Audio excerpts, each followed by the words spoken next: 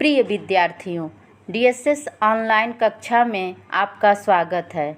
मैं आपकी हिंदी अध्यापिका सरता सिंह एक बार फिर आप लोगों को हिंदी बसंत भाग 2 के पाठ 5 मिठाई वाला के बारे में बताऊंगी। मिठाई वाला के लेखक भगवती प्रसाद वाजपेयी जी हैं।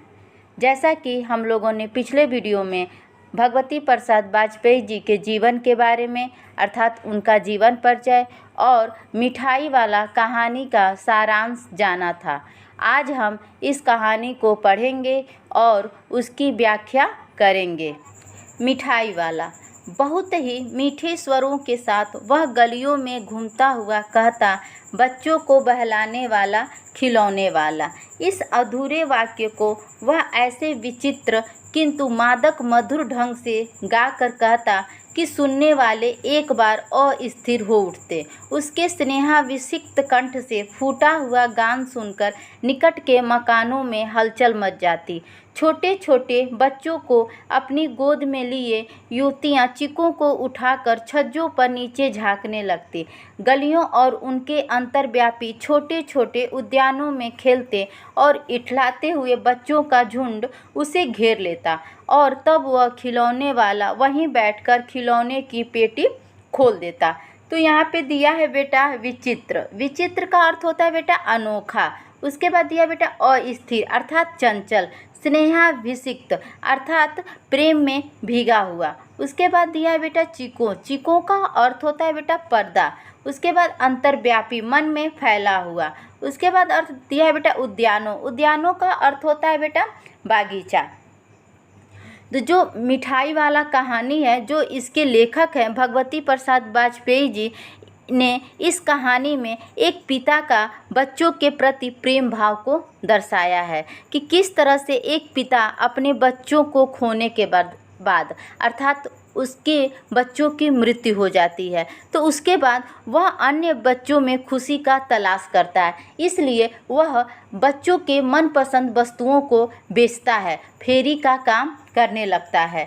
तो लेखक कहते हैं कि जब वह अपने मीठी आवाज़ के साथ गलियों में घूमता हुआ और गाता है कि बच्चों को बहलाने वाला, खिलौने वाला, जब इस अधूरे वाक्य को वह ऐसे अनोखे ढंग से, मधुर ढंग से, मीठी आवाज़ में गाता है कि जो सुनता है वह एक बार क्या होता है, बेचैन हो उठता है, चंचल हो उठता है। उसके प्रेम भरे हुए, प्रेम से भरा हुआ जो गला है, जो गले से जब उसके प्रेम से भरे हुए यह गाना निकलता है तो जब जो निकट के मकान होते हैं, जो उसके नज़दीक मकान होते हैं, उसमें चारों तरफ क्या हो जाती है, हलचल मच जाती है। छोटे छोटे बच्चों को अपनी गोद में लेकर औरतें क्या होती हैं, पर्दे से बाहर निकलकर क्या होती हैं, उसको देखने लगती हैं। और गलियों और उसके अंदर जो फैला हुआ जो छोटे छोटे बागीचे होते हैं, जो उसमें बच्चे खेलते रहते हैं, तो वो क्या करते हैं, झुंड बनाकर उस खिलौने वाले को घेर लेते हैं और खिलौने वाला वहीं बैठकर अपने खिलौने का जो पेटी होता है अर्थात जो बक्सा होता है वह बच्चों के सामने खोल देता है। बच्चे खिलौने देखकर पुलकित हो उठते। वे पैसे लाकर खिलौने का मोल भाव करने लगते। पूछते, इसका दाम क्या है? ऑल इचका। खिलौने वाला बच्चों को देखता और उनकी नन्ही नन्ही उंगलियों से पैसे ले लेता और बच्चों की इच्छा अनुसार उन्हें खिलौने दे देता। खिलौने लेकर फिर बच्चे उछलने कूदने लगते और तब फिर खिलौने वाला उसी प्रकार गा कर कहता, बच्चों को बहलाने वाला, खिलौने वाला। सागर की हिलोर की भांति उसका यह मादक गान गली भर के मकानों में इस ओर से उस ओर तक लहराता हुआ पहुंचता और खिलौने वाला आगे बढ़ जाता। बच्चे खिलौने देखकर पुलकित हो उठते। पुलकित का अर्थ होता है बेटा प्रसन्न हो उठते हैं। तो आप भी तो बच्चे हैं, जब आप भी खिलौने देखते हैं तो क्या हो जाते हैं, खुश हो जाते हैं। तो उसी प्रकार जब बच्चे भी उस खिलौने को देखते हैं तो क्या होते हैं, वो प्रसन्न हो उठते हैं और वह पैसे लाकर खिलौने का मोल भाव करते हैं। जो बच्चे होते हैं तो जो उनकी आवाज़ होती है उसमें क्या होता है, तोतलापन होता है। तो वो अपने तोतलेपन आवाज़ में उस खिलौने वाले से बच्चे क्या करते हैं, दाम पूछते हैं, उसका मोल भाव कहते हैं इसका दाम क्या है, अर्थात इसका दाम क्या है और इसका। खिलौने वाले जब बच्चों को देखता है और जब उनके नन्ही नन्ही हाथ यानी छोटी छोटी उंगलियों से जब पैसा लेता है तो वो क्या होता है, वो बहुत प्रसन्न हो जाता है, खुश हो जाता है और बच्चों की इच्छा अनुसार जो बच्चों को पसंद रहता है खिलौने, उस खिलौने को दे देता है। खिलौने लेकर बच्चे क्या होते हैं, उछलने कूदने लगते हैं और तब फिर खिलौने वाला उसी प्रकार क्या कहता है, बच्चों को बहलाने वाला खिलौने वाला, इसी प्रकार वह अपना गाना गाने लगता है कि बच्चों को बहलाने वाला खिलौने वाला। सागर की हिलोर की भांति, हिलोर का अर्थ होता है बेटा लहर। जिस तरह से सागर में जब लहर आती है तो उसी प्रकार जब वह अपने गाने को गाता है तो वो क्या है, गली भर में जो गली भर में मकान होती हैं तो एक ओर से दूसरी ओर तक क्या होती हैं, पूरी तरह से गूंज उठती हैं और इस तरह से खिलौने वाला क्या होता है, आगे बढ़ जाता है। राय विजय बहादुर के बच्चे भी एक दिन खिलौने लेकर घर आए। वे 2 बच्चे थे, चुन्नू और मुन्नू। चुन्नू जब खिलौने ले आया तो बोला, मेला घोला कैचा छुंदल ए। मुन्नू बोला, ऑल देखो मेला कैचा छुंदल ए। इसमें एक व्यक्ति रहते हैं राय विजय बहादुर, तो उनके 2 बच्चे रहते हैं, चुन्नू और मुन्नू। तो वो भी एक दिन क्या करते हैं, खिलौने वाले से खिलौने लेकर घर पे आते हैं और दोनों बच्चे छोटे रहते हैं तो जो उनकी आवाज़ होती है उसमें क्या होता है, तोतलापन होता है। तो वो अपने तोतलेपन आवाज़ से कहते हैं, जो उसमें चुन्नू रहता है तो वो कहता है मेला घोड़ा, अर्थात जो मेरा ये घोड़ा है वो कितना सुंदर है। तो मुन्नू कहता है और देखो मेरा भी क्या है, कितना सुंदर है। दोनों अपने हाथी घोड़े लेकर घर भर में उछलने लगे। इन बच्चों की माँ रोहिणी कुछ देर तक खड़े खड़े उनका खेल निरखती रही। अंत में दोनों बच्चों को बुलाकर उसने पूछा, अरे ओ चुन्नू मुन्नू, ये खिलौने तुमने कितने में लिए हैं?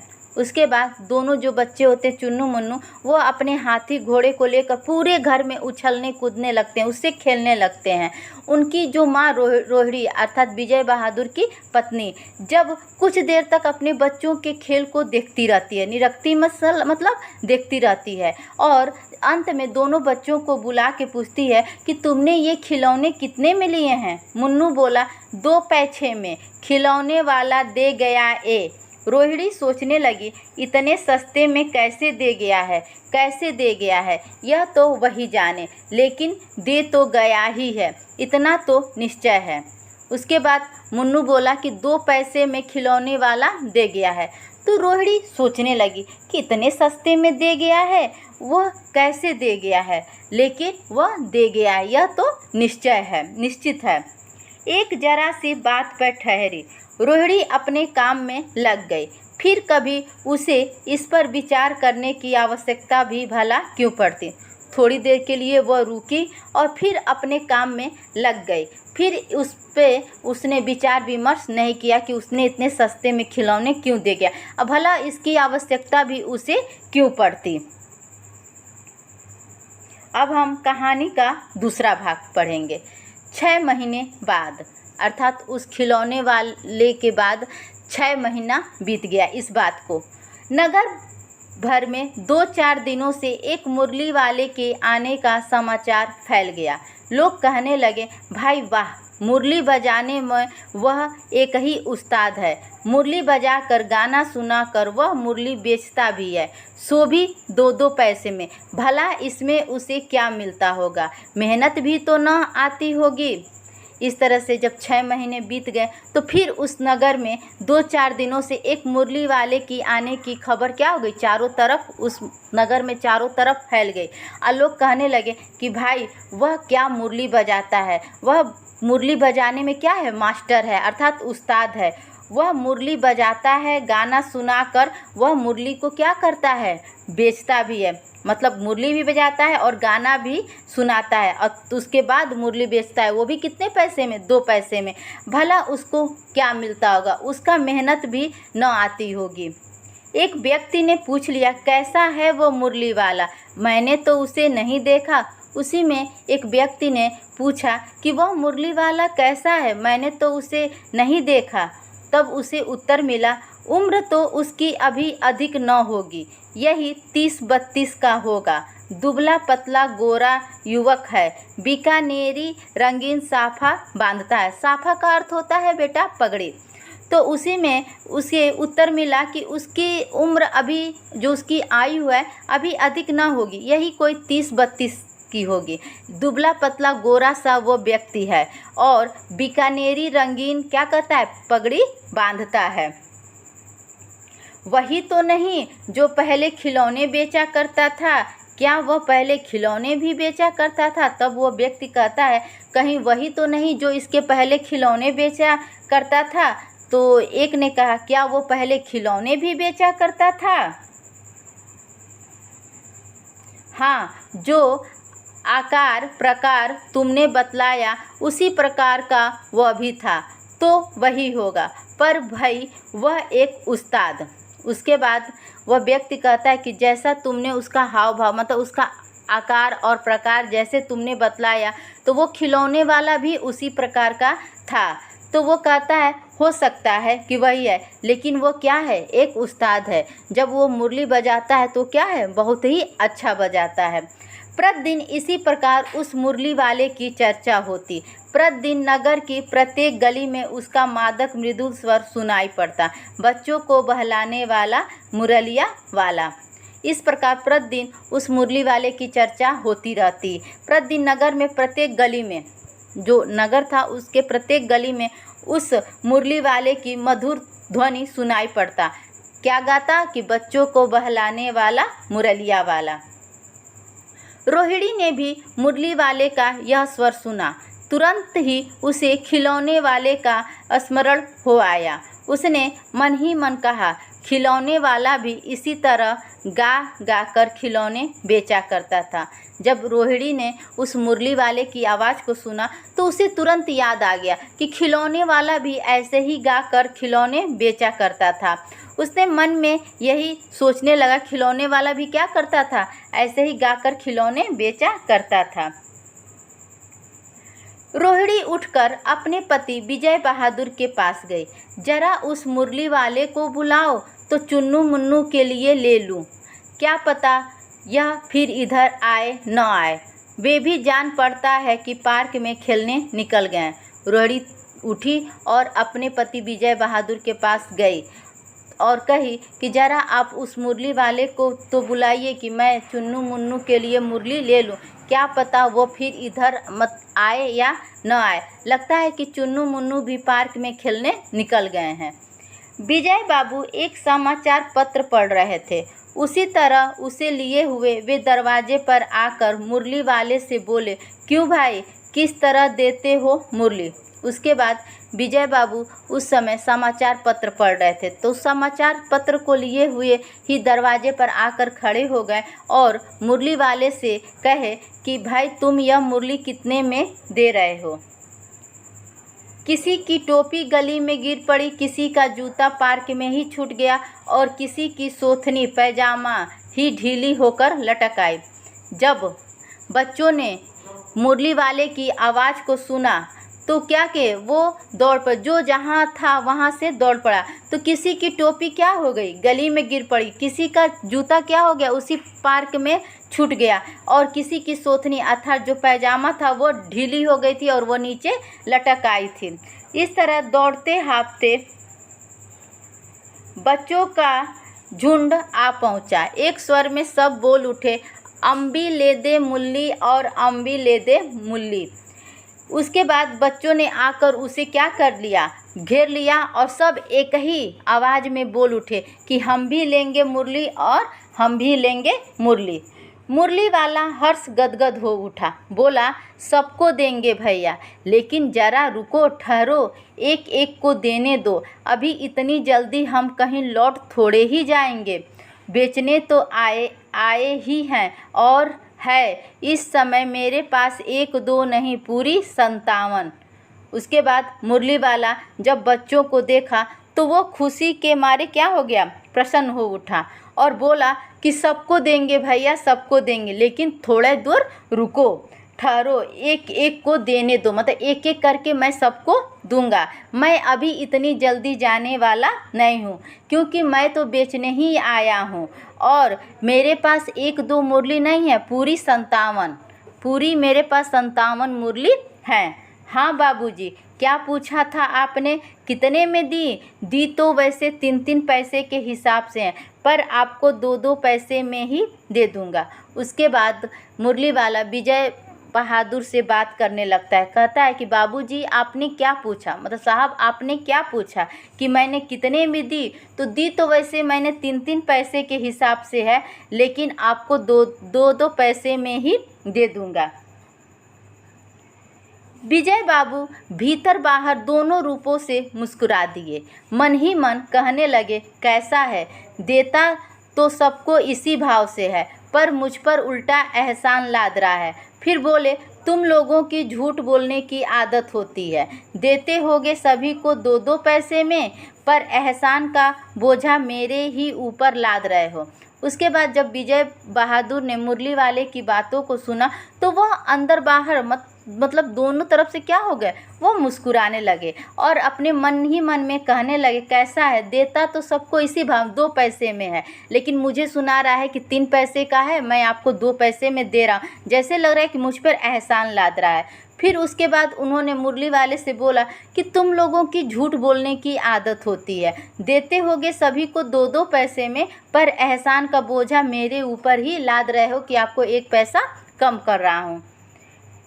मुरली वाला एकदम अप्रतिभ हो उठा, बोला, आपको क्या पता बाबूजी कि इनकी असली लागत क्या है। यह तो ग्राहकों का दस्तूर होता है कि दुकानदार चाहे हानि उठाकर चीज़ क्यों न बेचे, पर ग्राहक यही समझते हैं दुकानदार मुझे लूट रहा है।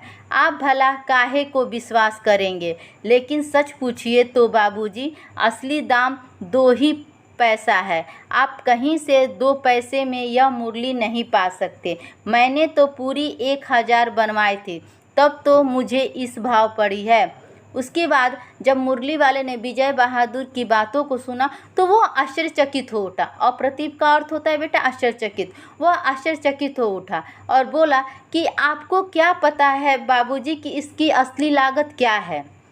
यह तो ग्राहकों का दस्तूर होता है, कहता है, यह तो ग्राहकों का परंपरा होता है कि दुकानदार चाहे हानि उठाकर, जो दुकानदार होता है चाहे क्यों नहीं उसको हानि पहुँचे तो वो हानि उठाकर अपने वस्तुओं को क्यों न बेचे, लेकिन ग्राहक यही समझते हैं कि दुकानदार मुझे क्या कर रहा है, लूट रहा है। आप भला काहे को विश्वास करेंगे, लेकिन सच पूछिए बाबूजी तो असली दाम 2 ही पैसा है। आप कहीं से 2 पैसे में यह मुरली नहीं पा सकते। मैंने तो पूरी 1000 बनवाई थी, तब मुझे इस भाव पड़ी है। विजय बाबू बोले, अच्छा मुझे ज़्यादा वक्त नहीं, जल्दी से 2 ठो निकाल दो। उसके बाद विजय बाबू ने कहा, अच्छा ठीक है, मेरे पास समय नहीं है, तुम जल्दी से मुझे 2 मुरली दे दो। 2 मुरलियाँ लेकर विजय बाबू फिर मकान के भीतर पहुंच गए। मुरली वाला देर तक उन बच्चों के झुंड में मुरलियाँ बेचता रहा। उसके पास कई रंग की मुरलियाँ थीं। बच्चे जो रंग पसंद करते मुरली वाला उसी रंग की मुरली निकाल देता।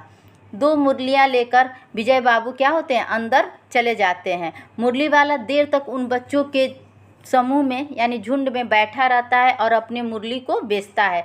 उसके पास कई रंग के मुरली रहते हैं। बच्चों को जो मुरली पसंद आती है मुरली वाला उसी रंग की मुरली बच्चों को देता है। यह बड़ी अच्छी मुरली है, यह तुम यही ले लो बाबू। राजा बाबू तुम्हारे लायक तो बस यह है। हाँ भैया, तुमको वही देंगे, ये लो, तुमको वैसी न चाहिए। उसके बाद बच्चों के बीच में वह कहता है कि यह मुरली बहुत, एक बच्चे को मुरली पसंद आती है तो कहता है, हाँ राजा बाबू यह आप ही के लायक है, यह मुरली बहुत अच्छा है। उसके बाद दूसरे बच्चों को कहता है, यह तुम ले लो, यह तुम्हारे लिए बहुत अच्छा है, तुमको वैसी नहीं चाहिए, यह नारंगी रंग की, अच्छा वही ले लो। उसके बाद एक बच्चे को जो मुरली देता है तो उसको वो पसंद नहीं आती, उसको नारंगी रंग की मुरली पसंद आती, तो कहता है ठीक है, अच्छा तुम यह नारंगी रंग की मुरली को ले लो। ले आए पैसे, अच्छा ये लो, तुम्हारे लिए मैंने पहले से ही निकाल रखी थी। जो बच्चे पैसे लेकर नहीं आए थे वो घर जाते हैं और पैसे लेकर आते हैं। तो एक बच्चा जब पैसे लेकर आता है तो कहता है मुरली वाला, तुमने पैसे ले आए, लो मैंने पहले से ही तुम्हारी मुरली निकाल कर रख दी थी। तुमको पैसे नहीं मिले, तुमने अम्मा से ठीक तरह से मांगे न होंगे। धोती पकड़कर पैरों में लिपट कर अम्मा से पैसे मांगे जाते हैं। बाबू हाँ फिर जाओ, अब की बार मिल जाएंगे। उसके बाद एक बच्चे को पैसा नहीं मिला होता है तो मुरली वाला कहता है कि तुमने अपनी माँ से अच्छी तरह से पैसे नहीं मांगे होंगे। तुम उनकी साड़ी, अर्थात जो धोती का अर्थ होता है बेटा यहाँ पे साड़ी, तुम उनकी साड़ी पकड़ लो और पैरों से लिपट जाओ, तुम्हारी माँ तुम्हें पैसा अवश्य दे देंगी। फिर से तुम जाओ और अपनी माँ से पैसा मांग कर ले आओ और अब की बार तुमको पैसा मिल जाएंगे। दुअन्नी है तो क्या हुआ, ये लो पैसे वापस लो, ठीक हो गया ना हिसाब, मिल गए पैसे। देखो मैंने तरकीब बताई, अच्छा अब तो किसी को नहीं लेना है, सब ले चुके। तुम्हारी माँ के पास पैसे नहीं है, अच्छा तुम भी यह लो, अच्छा तो मैं चलता हूँ। इस तरह मुरली वाला फिर आगे बढ़ गया। उसके बाद वो दुअन्नी लाता है तो कहता है तो क्या हुआ, लो तुम अपने पैसे और वापस ले लो, हो गया ना हिसाब, और अपनी ये मुरली ले लो, मिल गए ना पैसे। देखो मैंने जो उपाय बताया वह काम आया ना। अच्छा अब तो सबको मुरली मिल गई है, सब ले चुके मुरली। उसके बाद एक बच्चे को उसकी माँ के पास पैसे नहीं होते हैं तो मुरली वाला कहता है अच्छा तुम्हारी माँ के पास पैसे नहीं है तो तुम भी मुरली ले लो। उसके बाद वह मुरली देकर कहता है अब मैं यहाँ से चलता हूँ, और फिर से वह आगे बढ़ जाता है। इसके आगे की कहानी को हम लोग अगले वीडियो में पढ़ेंगे। उम्मीद है कि आप लोगों को सब समझ में आया होगा। धन्यवाद।